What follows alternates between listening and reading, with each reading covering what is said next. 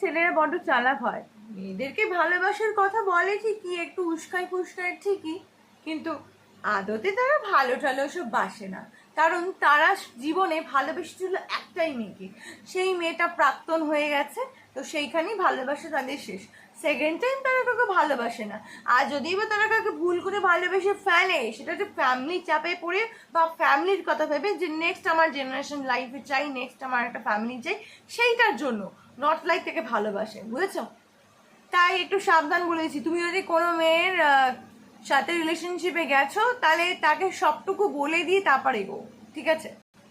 Because তোমার লাইফে সেই মেয়েটা হয়তো সেকেন্ড লাভ হতে পারে, কিন্তু তার লাইফে তুমি কিন্তু তার জীবনের লাস্ট লাভ। একটা মেয়ের জীবনে শেষ ভালোবাসা মানে বিশাল বড় কিন্তু ভ্যারি করে, ঠিক আছে?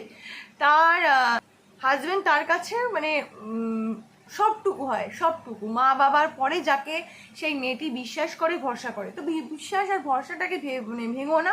অ্যাটলিস্ট সেই মেয়েটাকে একটু হলেও ভালোবেসো, ঠিক আছে? এটাই বলার ছিল।